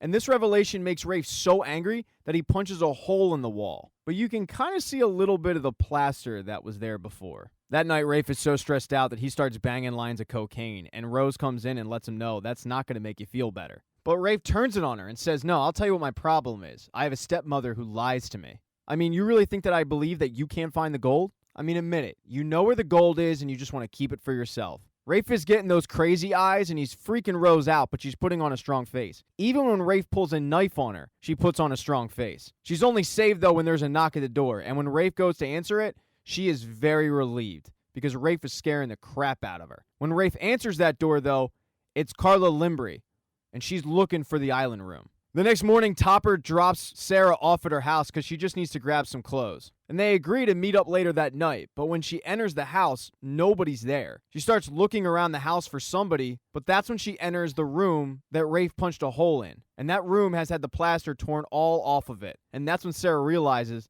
that that room is the island. In episode 8, Sarah comes over to John B's household and gets a whole lot of attitude on what she's doing there. But she makes it clear to John B, I'm not here for you, I'm here for Pope, because I think I've found the island room. As they're heading on over to Sarah's house, Pope starts reading the group more transcripts from Denmark's diary, including an item in the Cross of Santo Domingo. Apparently, it holds something called the Garment of the Savior, and the garment has the power to heal the sick. So now we know why Carla wants it. When they get to the island room, they realize that Denmark must have painted this himself, because it's a map of the entire island, and it's got his handwriting. John B. asks Sarah, how did you even know about this? But she says, I didn't. It was like this when I got home. And that begs the question, if Sarah didn't do it, then who did? And as they're pondering that, Wheezy walks in and says, that sick lady and her attack dog showed up last night and wanted to talk to Rafe. Wheezy tells him that Rafe sent her upstairs, but she didn't want to miss out, so she started listening in through the grate. And she could hear them freaking out once they realized that there was something under the wallpaper when Rafe punched a hole through it. Rafe, Carla, Renfrey, they started tearing this room up. The whole time Rose is just looking at them, allowing it to happen. And Carla just can't believe that they actually found it, the island room. Pope remembers Denmark's last words, that they buried the real treasure at the foot of the angel. So the group starts looking on the wall for an angel, but they don't find it. And that's when JJ realized it was code, because there's a painting of an old tree with a key lock on it. And that tree has a nickname, Angel Oak. They figured that's gotta be where the cross is buried. They then figured that that's where Limbri has to be. So they speed on over there. They do reach a minor hiccup because the tide's coming in and the road is slightly muddy, but John B just floors it and they get through. When they actually arrive to Angel Oak, though, they're not the only ones there. Limbri is there, as well as Rafe and a bunch of excavators, and they're tearing the area up. The Pogues stay back. They don't want to get caught, and they're watching all of this go down. It doesn't take long for the excavator to hit something, but when they dig it up, it's a coffin. They think that Denmark must have hidden the cross in the coffin, but when they open it up, it's just a skeleton. Carla cannot believe it. She figures they must have missed something and orders everybody back to the island room. So the group pack up and leave, and that's when the Pogues walk in. Pope realizes pretty quickly that this skeleton isn't just anybody. It's Denmark's wife. His final words were, the real treasure is buried at the foot of the angel. And the real treasure to Denmark was his wife. And Pope is pretty pissed off about the fact that the Limbris not only killed Denmark Tanny for trying to save his family, but now they defiled his wife's grave. The group then reburies Denmark's wife. But there's one thing that Pope can't figure out. Denmark hid his gold for 150 years. He hid it so well that no one found it. On his deathbed, he then gave a message to his son Robert that never got to him, and that message was to come to his mother's grave. This message wasn't just to find his mother's grave, it was also to find the cross. Denmark wanted to give it to his son. So Pope figures they have to be in the right place, they must just be missing something. And that's when JJ notices that there's a hole in the tree that looks an awful lot like the hole in the painting back in the island room. And when JJ crawls up and puts his hand in it, there's a spyglass from the Royal Merchant, but there's writing on it. You've come this far, do not falter. The cross is on the freedman's altar. So they know where the cross is. It's in an old abandoned church. They get in John B's old beat-up bus and head back, but at this point, tide has gotten to the point where it's going to be really difficult to get the bus through. And John B tries, he floors it, but he ends up crashing the thing. And they know they only have a couple of hours until that bus is completely destroyed by water. Key volunteers to steal her dad's truck, hook it up to John B's bus, and tow it out. She figures how much worse can it get. So JJ goes with Key to help out. But as the Pogues are watching Limbri dig up Denmark's wife's grave, Rose got an interesting package. It was a letter that when she opens it, she collapses in shock. So when Rafe and Carla and Renfrey get back to the house, the only person there is Wheezy. Rafe is really surprised that Rose would leave Wheezy in his care because, he's unhinged. So he asks her, what do you mean she just left? And Wheezy tells him she packed a bag and left for the mainland. She said something about meeting lawyers, and she said she'd call tomorrow. Rafe finds all of this very peculiar, but he's more focused on finding what they missed in the island room. After looking for a little bit, though, he heads out and lets Carla look through it. He heads outside and is chilling with Renfrey when Topper shows up. He says to Rafe, I don't want any issues, man. I'm just here for Sarah. But Rafe tells him Sarah's not here, so piss off. And Topper starts to question that because they had plans to meet. But Rafe says, how would I know where my sister is? And by the way, I've got nothing against you, even though you did punk me last night. And Topper reminds him that he was trying to drown his sister. And Rafe tries to make the point that he was actually provoked. As Topper's walking away, Rafe yells at him, you think I want her with John B? And Topper asks, is that where she is? And Rafe turns to him and says, where the hell else would she be? So Topper decides to look on the Find My iPhone that he gave her. And in front of Rafe, he finds her location. And when Rafe finds out where she is, he tells Renfield, come on, I think I got something. And they head off. Sarah, Pope, and John B get tired of waiting for Key and JJ to show back up. They try to be proactive and free the car themselves. They need some driftwood, so they start walking through the swamp, when all of a sudden John B is attacked by an actual alligator. And this is his fault, because they were warned by JJ that alligators are all over the area. John B starts to fight it off, and Sarah and Pope come to his aid. They are able to free him from the alligator, but the alligator got some of John B. His leg is pretty banged up. The group has to just wait for Key and JJ to arrive. And Key and JJ are taking their time because after Key snuck into her house to steal her dad's truck, which only pissed them off more, they headed back to JJ's place to find a wench. But when JJ goes to get it, he's attacked by his dad. His dad was let out early for good behavior, but old habits die hard. He robbed a pharmacy and is once again on the run and needs JJ's help. JJ ends up getting guilt-tripped into helping his dad escape the area. So when JJ comes back to the truck with his dad, Key is not too happy about it, but JJ basically tells her, I don't have a choice. Give me 20 minutes and he'll be gone. Key tries to remind him that time is of the essence, but he tells Key, if I do this now, I might never have to do it again, so let's go. Before JJ sneaks his dad out of town, he wants to stop and get him some groceries, and he leaves Key and his dad in the car alone together. And Key starts telling JJ's dad how lucky he is to have JJ.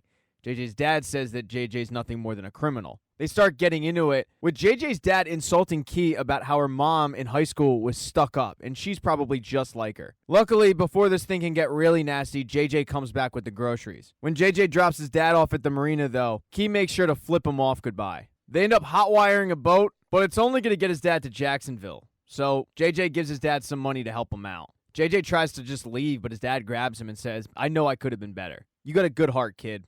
I'm heading to the Yucatan, and I might never come back. Even though they've had their disagreements, JJ and his dad hug it out, and JJ says goodbye to his dad for probably the last time. When JJ and Key finally show up, John B., Sarah, and Pope are pissed off. When they find out that it was because of JJ's dad, Pope yells at him that while he was having daddy time, John B. was getting bit by a damn alligator. All of a sudden, everyone starts fighting amongst themselves, and JJ screams, would you guys shut up? I just let my dad leave this island forever, and all we got, or at least all I've got, is you guys. And I've come way too close to losing all of you. He points to Key and says, you almost drowned. He points to Pope and says, you were kidnapped. He looks at Sarah and says, you've been shot. And then he looks at John B. and says, you got bit by a damn alligator. So all this blaming each other, that's some bullshit.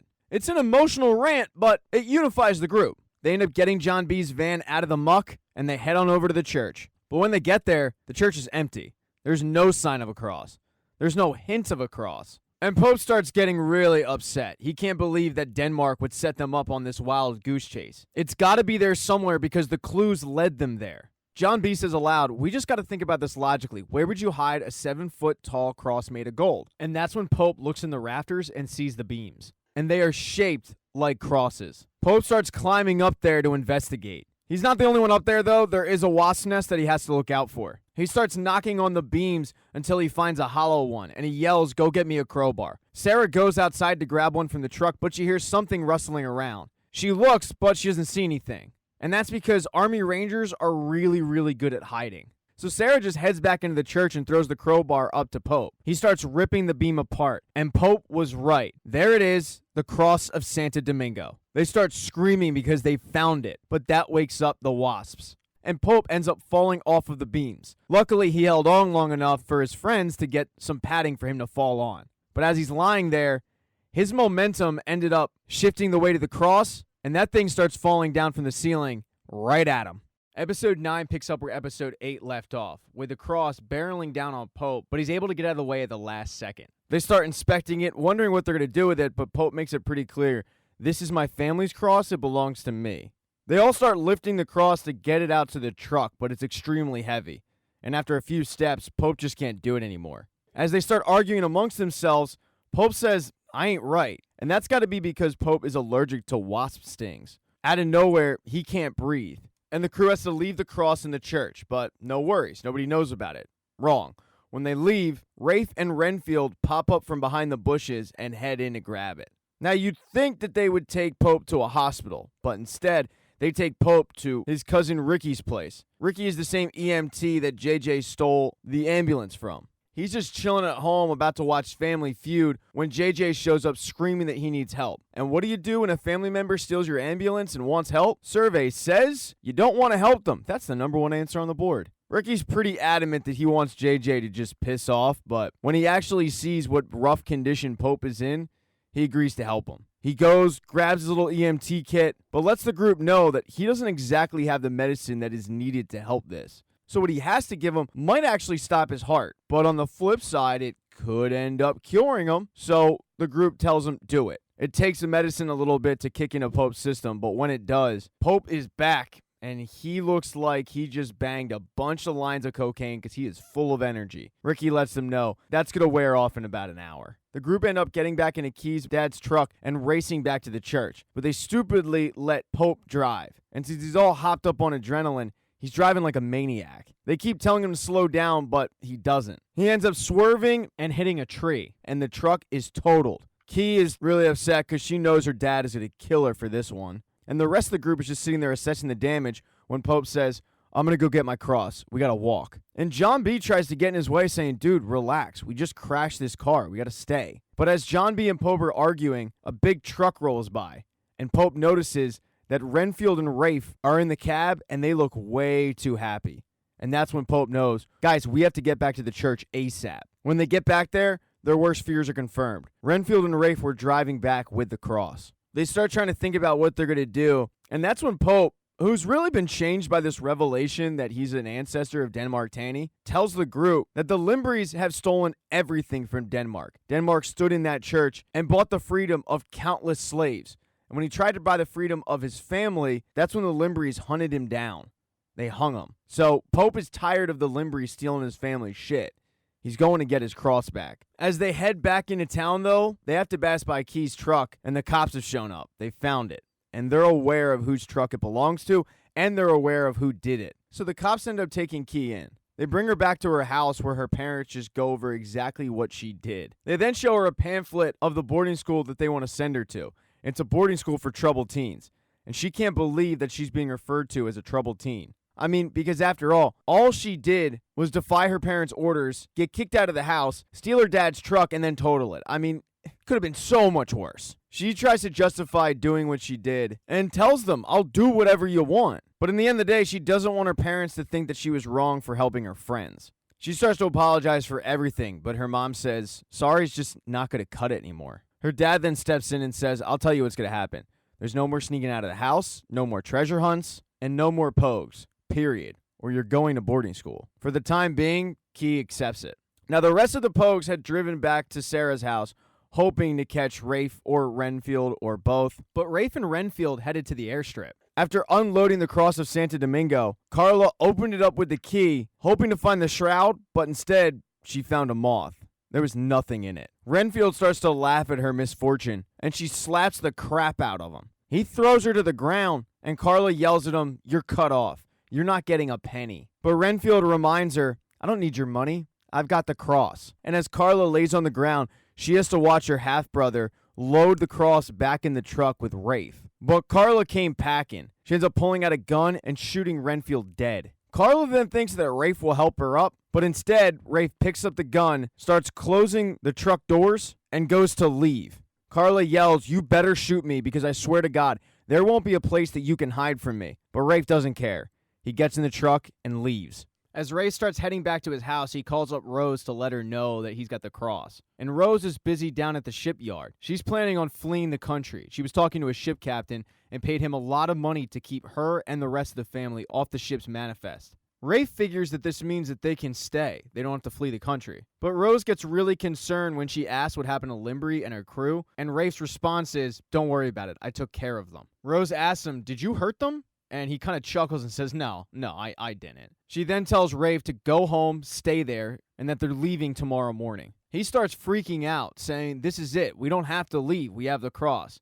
But she repeats, "Go home and I'll meet you there." When Rafe gets back to his house, the Pokes have also just shown up. They're just outside of the wall of the house, and they watch him go in. They figure that Rafe has to have the cross, and Sarah says there's only one way to find out. But when she goes to hop over to her house, John B stops her because he feels like this is a good time to talk about their relationship. He starts apologizing for everything that happens, and he wants Sarah back. Sarah accepts the apology. They kiss. She takes the bandana back. You gotta love a good comeback story. And then she hops over to find out if Rafe has the cross. When she looks in the truck, though, she doesn't see the keys, which is going to force her to go back in the house. John B, JJ, and Pope are telling her, don't go in, but she does it anyway. They start to hop over the fence to go help her when the male version of a Karen shows up, neighborhood watch style. This guy's 70, and he's not dealing with any pogue shit. He's got a shotgun, and he demands to know what the hell they're doing hopping the wall. JJ starts trying to talk him down, though, telling him that they had worked on the Cameron property, and they were just paying their respects to Ward Cameron, putting flowers up and everything. As they start telling this guy a bunch of bullshit, Sarah's able to get in the house and find the keys, but they're in Rafe's bedroom and he's hopping out of the shower. So she has to go find Wheezy. Wheezy lets her know that Rose says they're going on a trip, but Sarah says, I'm not going anywhere with her. She then asks Wheezy for help, and Wheezy says, I'll help you on one condition. No more leaving me.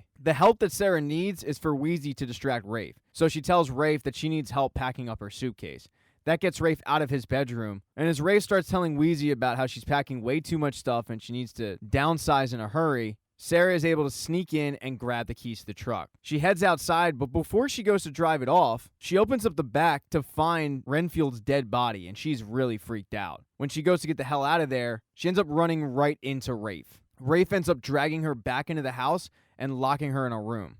But back inside, Rose has shown up, and a little while after that, Rose shows up, and she's wondering why Rafe has Sarah locked in a room. Rafe, though, doesn't really give her an answer, just saying sometimes you have to make the hard choice. And that's when Rose just sends Rafe upstairs. Rose starts talking Sarah down, and then she enters the room where Sarah's pretty hysterical because she feels like Rafe just killed yet another person. Sarah tells Rose, we need to turn him in. And Rose starts promising her that she's going to help her. They'll get to the bottom of it. They always knew something was up with Rafe ever since he was a little kid. But she hands Sarah tea to calm her down. And I guess Sarah never saw the movie Get Out because that tea is laced with drugs that knock Sarah out. And Rose did this because she needs to keep the family together to leave in the morning, and she figured that Sarah wasn't going to be willing. So when Rose exits the room, she looks at Rafe, and Rafe says, let me guess. She told you that there's a dead body in the back of the truck and that I did it. But let me tell you, I didn't do it.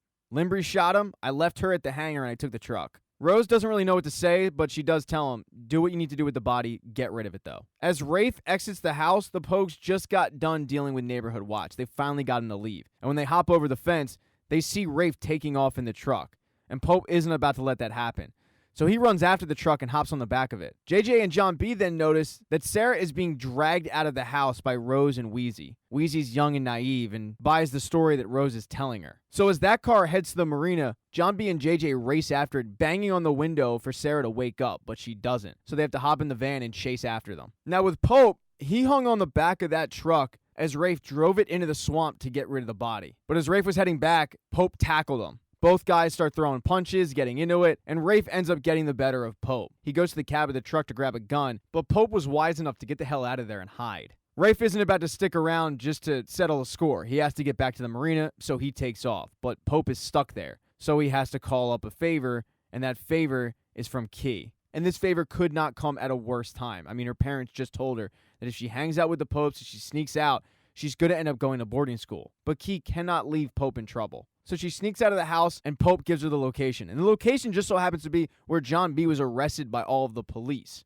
It's the same location where JJ was about to get into a gunfight. When John B was able to convince him to stand down, JJ dropped that gun, and Pope remembered where it was. So before Key gets there, he ends up going to retrieve it. Pope and Key then race off to the marina to meet up with JJ and John B. And on the way over to the marina, Key tells Pope, "When all of this is over, my parents are probably going to send me to boarding school. I might not see you for a really long time, and I just want to make sure we're straight. Because after that night, look, if I hurt your feelings or anything."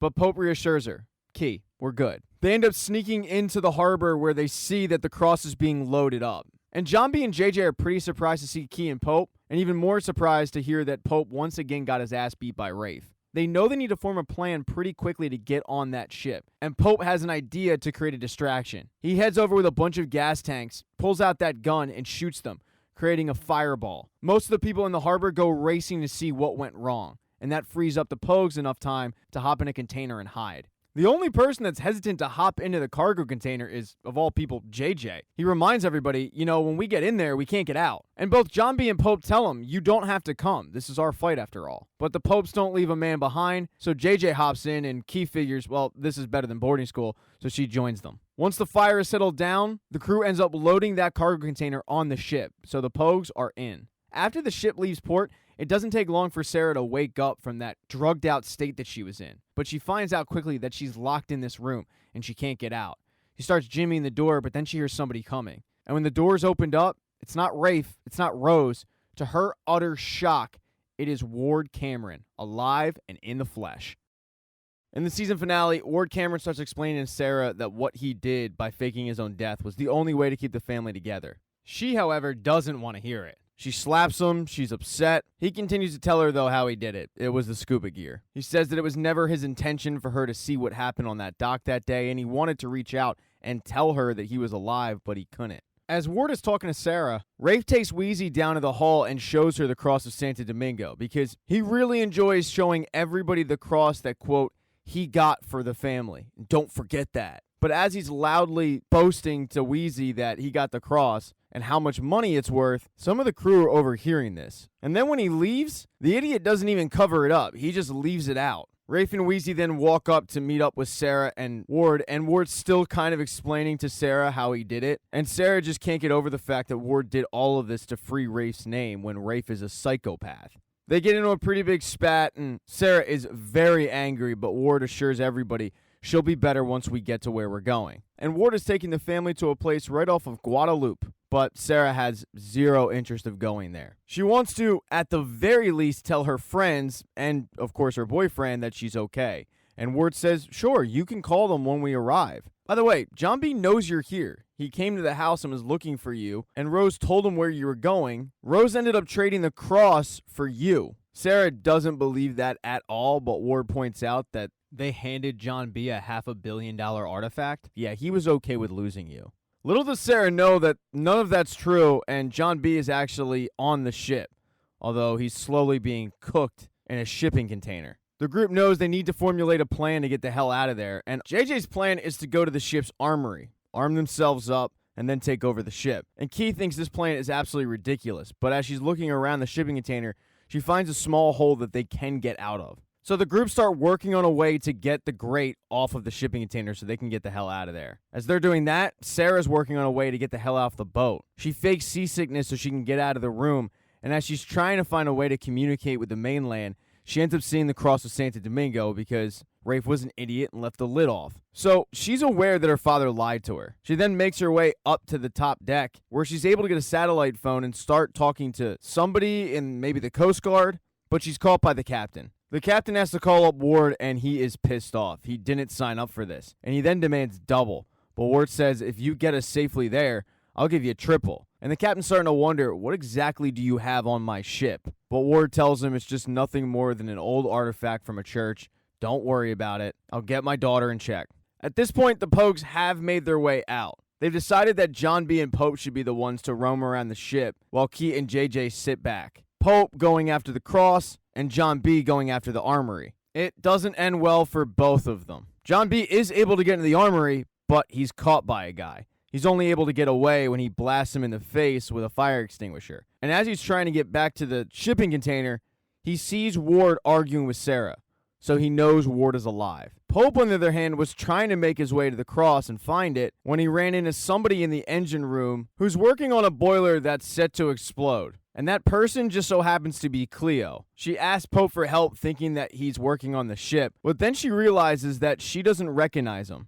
And the entire staff has been on alert to look out for stowaways. So since Cleo doesn't know Pope, she starts screaming, "I got one, I got a stowaway." And Pope and her start fighting it out. Eventually, Cleo ends up winning, getting him at knife point, and that's when Pope starts to explain himself. He tells her, "I'm here because they took something that belongs to me, and I'm here to get it back. And my best friend's girlfriend is being held hostage on this ship, and I'm trying to save her.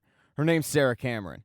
And when Cleo hears the name Sarah Cameron, that definitely piques her interest. Pope then tells her that the boyfriend is John B., so she says to Pope, "If you're lying, I'm going to cut you." Cleo and Pope start heading back to the shipping container when they run into John B., and John B. can't believe that Cleo is on the ship. But Cleo's working, so she can't believe that John B. is stowing away on her ship. She explains that after what they did in Nassau, it just got too hot. She needs to take another job. The group then make their way back to the shipping container. John B. introduces everybody to Cleo, the person who helped him out in Nassau, and Cleo cannot believe that their plan was to try to hijack the ship with no weapons. She explains that if they're caught, the captain will kill them and just dump them overboard. Key says, "What if we just wait until we get to port and then we just take off?" But Pope explains that he's run this scenario 1,000 times, Doctor Strange style, and their best chances are on the ship because there's 15 crew members and 5 of them, 3-1 odds. If they wait till they get to port, there's going to be way more of them. So after Pope explains that their only option is to stay on the boat, John B. reveals that Ward Cameron is alive. He saw him. And that's when it sinks into the group that Ward Cameron is about to get away with everything again. He's going to get the gold, he's going to get the cross, he's going to get Sarah, and he's going to get off scot-free. And JJ says, yeah, that's not happening. So their only option is to take the ship. But unlike the last attempt they had, at least this time, they have an inside man in Cleo. The plan they decide on is to go to the captain and get him at knife point. He then announced to the crew to meet in one room. They lock the crew in there, and then they just take back what's theirs. Before they can actually go through with this plan, though, they hear something outside.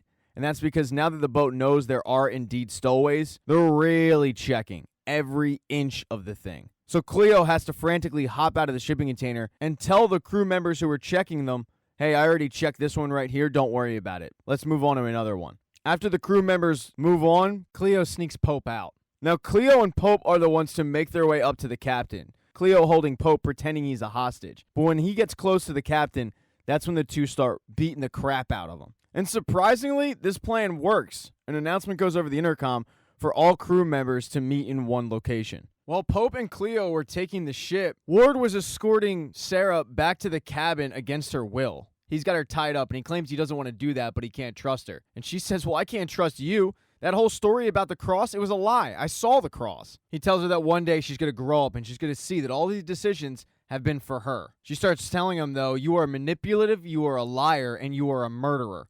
And that's when he goes off and smacks her. This actually causes a little bit of a fight between the two, where Ward ends up getting hit by an item on the ship and frees up Sarah enough time to get away. And shortly after that is when everybody gets the announcement to meet in that one location. When JJ and Key hear it, they head to where they're going to lock the crew in. But they're waiting for one person to show up, and that's Ward Cameron. But he doesn't. And after a while, they can't wait anymore. So they start locking the crew in, and it takes a lot of effort, but they're able to do so.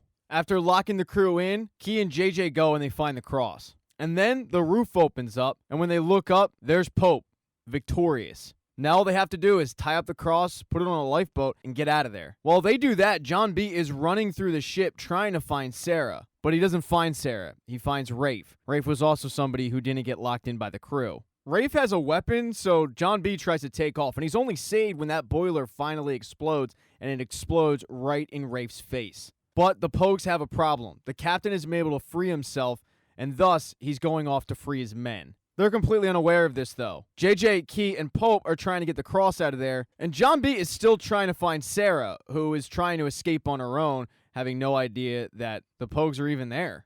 And as Sarah is trying to flee, Ward Cameron walks up to her, and she starts screaming, "I'm not going with you." And Ward says, "I know.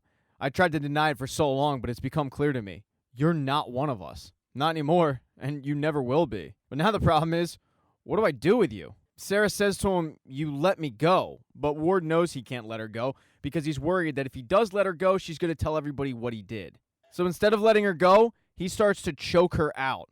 And she would have been killed if it wasn't for John B. coming to her rescue. He rips Ward Cameron off of her and goes to check on her, but Ward Cameron ends up attacking him back. The battle between John B. and Ward actually ends pretty ironically. It ends with Ward smacking his head against the boat, which is very similar to how John B.'s dad died. John B. gets down and asks him, "Is this how you did it? Is this how you killed my father? You just probably threw him in the ocean?"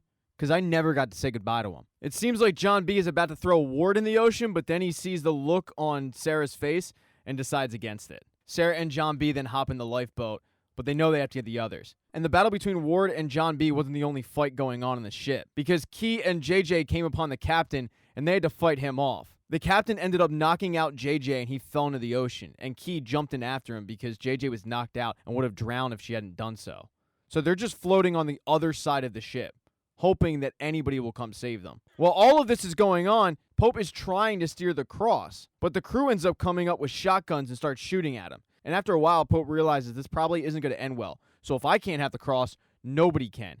And he drops it in the ocean. And it would have sank to the bottom of the ocean if it wasn't for Rafe jumping and grabbing a rope and barely holding on until other members of the crew also come. Unfortunately for Pope, he has to watch the cross be pulled back up out of the ocean. Luckily for Pope and Cleo, they are quickly picked up by John B. and Sarah in the lifeboat. They then head to the other side of the ship to pick up JJ and Key. They speed away, and shortly after that, JJ wakes up from his head wound. But as they're heading to a deserted island, Pope says, "This shit ain't over." Back on the ship, Ward is pretty banged up. The crew lets the Cameron family know that they'll have a doctor waiting for him when they pull in a port. Rafe goes to visit his dad and tells him everything is going to be okay. Everything worked out in the end. I got the cross. We have the gold. We have everything. But he can tell by the look on Ward's face that they don't have everything. They're missing Sarah. So Rafe tells him, "We'll find her. Don't worry." And Sarah, along with the rest of the Pogues, have made it to that deserted island. They start to kind of pout about the fact that they don't have anything. This is the lowest they could possibly get. But John B. starts pointing out all the good things that happened. The fact that they have their own island, for Christ's sake. So the crew starts making that little island a home. Back in their actual home in the Outer Banks, their parents are worried sick. Shu puts out a statement saying the teenagers are missing, but right now it doesn't look like foul play is suspected. And if anybody has any information leading to the whereabouts, let the police know. But back down in the Caribbean, Barbados actually, Carla Limbry shows up. And it wasn't uninvited. She got a letter asking her to come. It's this random house, and she asked the guy, "How's he doing?" And the person who answers says, "Well, he was half dead for a while." She then heads to the back of the house and says to the guy, "You wrote me?" And there, very alive, is Big John Rutledge, who tells her, "I know where the shroud is, and I can help you. But first, you have to help my son." And that is the end of Season 2 of Outer Banks. Thank you so much for checking out this recap. Consider subscribing to the channel. If you liked it, hit thumbs up. If you thought it sucked, smash that thumbs down button. I'd rather have you hit thumbs down than put a nasty comment, because nasty comments make me feel bad. I have merchandise. Go buy a sticker. Who doesn't like stickers? Once again, though, thank you so much for checking out this recap. And don't forget, if you needed it, somebody else probably needs it. So share it.